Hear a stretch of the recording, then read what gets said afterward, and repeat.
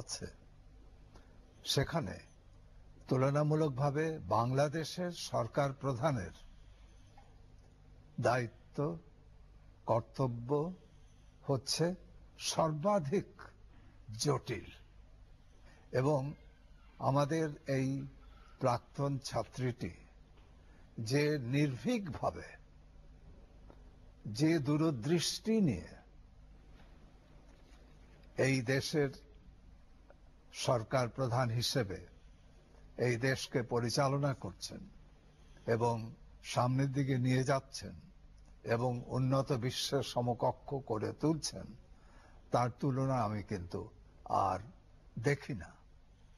এবং সেই দিক থেকে আমি বলবো যে এটা সত্যি সত্যি বাংলাদেশের মানুষের সৌভাগ্য যে 21 শতকে বাংলাদেশে আমরা এখন 21 শতকের প্রথম 15 বছর আমরা অতিক্রম করছি, 2 দশক অতিক্রম করছি। আমাদের স্বাধীনতার 50 বছর আমরা 2021-এ পালন করব।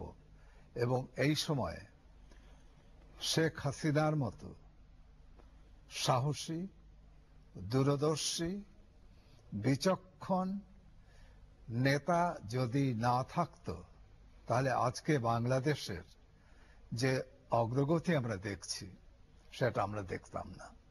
আমরা বঙ্গবন্ধুর খুনিদের বিচার আমরা দেখতাম না, আমরা মানবতা বিরোধী যুদ্ধাপরাধীদের বিচার আমরা পেতাম না।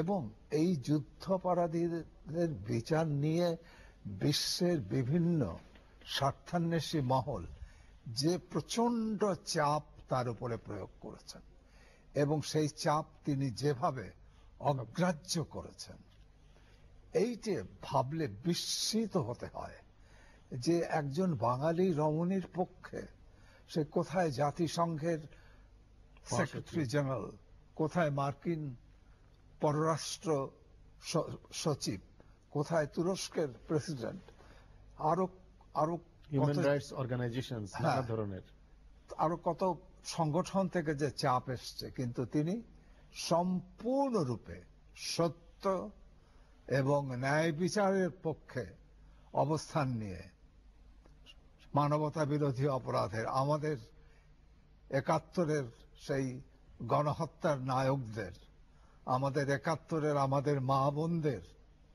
যারা সম্পূর্ণরূপে সম্ভ্রমহানি ঘটিয়েছিল, তাদের বিচারের পথ থেকে তিনি এক চুল সরে আসেননি। তো এমন আমাদের সৌভাগ্য যে আমরা ঢাকা বিশ্ববিদ্যালয়ের বাংলা বিভাগে এমন একটি ছাত্রী পেয়েছিলাম।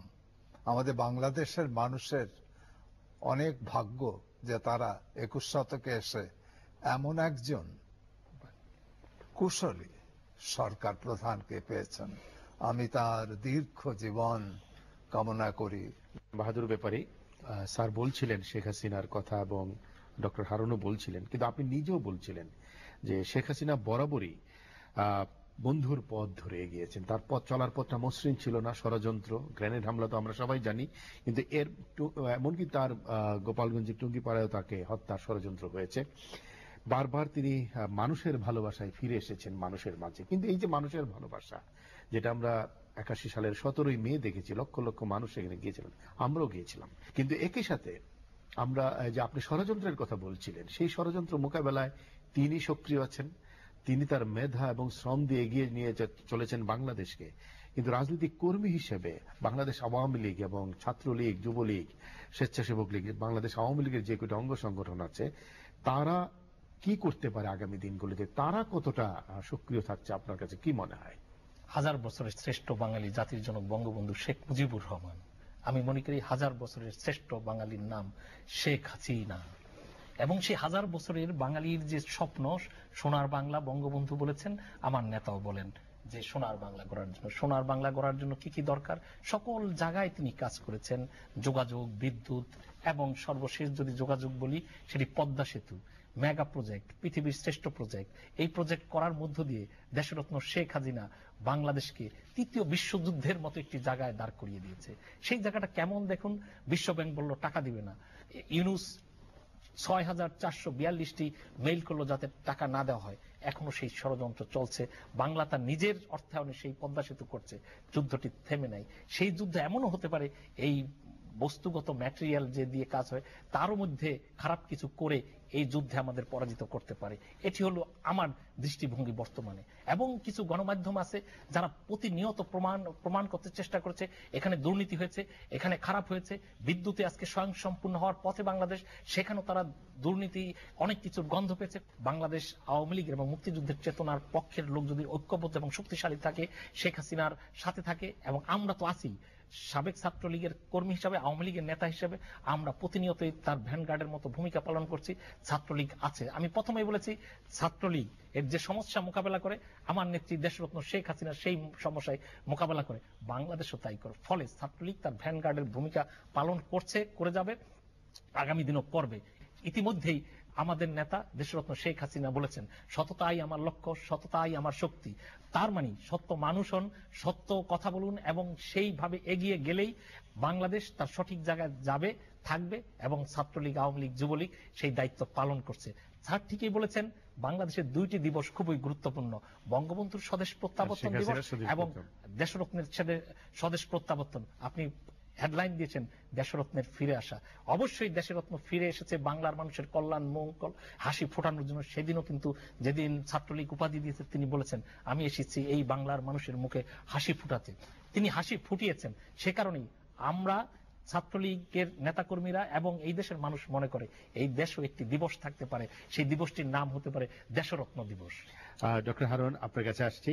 আপনি কিন্তু একটু আগে বলছিলেন যে, এবং রাষ্ট্রবিজ্ঞানী হিসেবে আপনার কাছে আপনি বিশ্ব পরিসরে শেখ হাসিনার আজকের নেতৃত্বের কথা বলছিলেন, কিন্তু আমরা যদি কূটনীতির দিকে তাকাই, যে সমস্যা আমরা বহু বছর সমাধান করতে পারিনি, ভারত এবং মায়ানমারের সাথে আমাদের সমুদ্র সীমা, তিনি কিন্তু বিরোধীদের চাইতে কূটনৈতিকভাবে সমস্যার সমাধান করেছেন। যারা সারা বছর সারা জীবন ভারত বিরোধী রাজনীতি করলো তারা কিন্তু সমস্যার সমাধানে এগিয়ে আসেনি। তারা মিয়ানমারের সাথে যুদ্ধ করতে চায় কিন্তু সমস্যার সমাধান করে নেই। শেখ হাসিনার বুঝতে পেরেছেন বিশ্বায়নের যুগে বাংলাদেশের সম্পর্ক কার সাথে কি হবে, কোন অগ্রগতি এবং কোন পশ্চাৎগতি কি হবে বাংলাদেশের, এবং বাংলাদেশের জ্ঞান ভিত্তিক সমাজ বিনির্মাণে বাংলাদেশ বিশ্ব পরিসরে বিশ্বায়নের এই যুগে বাংলাদেশ কোন জায়গায় থাকবে? বাংলাদেশ আয়তনের দিক থেকে একটি ছোট রাষ্ট্র, এবং বিশ্বের এই ধরনের যে ছোট রাষ্ট্র, জনসংখ্যায় আমরা বেশ অনেক বড়, তারা বিশ্ব রাজনীতির ক্ষেত্রে মূলত তার যদি বলেন যে সম্পদ, সেটা হলো কিন্তু কূটনীতি। মানে ডিপ্লোমেসি বা কূটনীতির ক্ষেত্রে আপনি কতদূর পারদর্শিতার সাথে বিষয়গুলোকে হ্যান্ডেল করতে পারেন তার উপরে বহু কিছু নির্ভর করে। আজকে আপনি যেটা বলেছেন যে ভারত এবং মিয়ানমার, তার সাথে আমাদের সমুদ্র সীমা, আমাদের যে সিট মহলগুলো ছিল, লং স্ট্যান্ডিং প্রবলেম, কিভাবে রিজলভ হয়েছে দেখেন 68 বছর পরে, আর এত বছর পরে সেটা হচ্ছে। তারপরে যেটা দেখুন আরেকটা কিন্তু ইন্টারেস্টিং, সেটা হলো একদিকে চায়না একটা বৃহৎ ইকোনমি, অন্যদিকে আমাদের কিন্তু ইন্ডিয়া, ভারত আমাদের নিকট প্রতিবেশী এবং আমাদের একেবারে ঐতিহাসিকভাবে বন্ধু রাষ্ট্র। কিন্তু এই দুটা আবার চায়না এবং ইন্ডিয়া, এই দুটার মাঝে বাংলাদেশ, এবং দুটা রাষ্ট্রকেই কিন্তু আমাদের হ্যান্ডেল করতে হচ্ছে। এবার অত্যন্ত বিচক্ষণতার সাথে নেতৃত্ব এই কাজটাও করছেন, রাইট? এখন যে বিষয়টা হলো যে বাংলাদেশ আজকে সারা বিশ্ব জুড়ে যে একটা অবস্থান, জাতিসংঘ বলেন, আন্তর্জাতিক অন্যান্য ফোরাম বলেন, বিভিন্ন ফোরামে বাংলাদেশ আজকে যে মর্যাদার সাথে তার অবস্থান হচ্ছে, আমাদের এখান থেকে নেতৃবৃন্দ বিশ্ব ফোরামে নির্বাচিত হচ্ছেন, এগুলো কি? এগুলো কিন্তু সব কিছুর মূল হল কিন্তু আমাদের যদি বলি কূটনৈতিক সাফল্য। বাংলাদেশ আজকে যে একটা সম্ভাবনা হয়েছে দেশ, বাংলাদেশে একটা মানে মধ্যমায়ের দেশ হবে এবং এরপরে যে একটা উন্নত দেশে পরিণত হবে, এটা কে সৃষ্টি করেছে? কার নেতৃত্বে হয়েছে?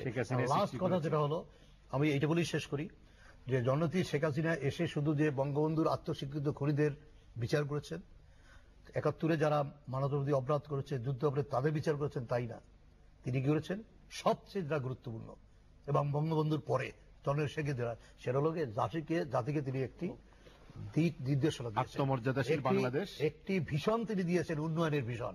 আজকে শেখ হাসিনা মুক্তিযুদ্ধের শক্তির ঐক্যের প্রতীক, শেখ হাসিনা আজকে উন্নয়নের প্রতি ডক্টর হারুন, আপনাকে অসংখ্য ধন্যবাদ। ডক্টর রফিকুল ইসলাম, আমাদের সময় শেষ হয়েছে, আপনাকে অসংখ্য ধন্যবাদ।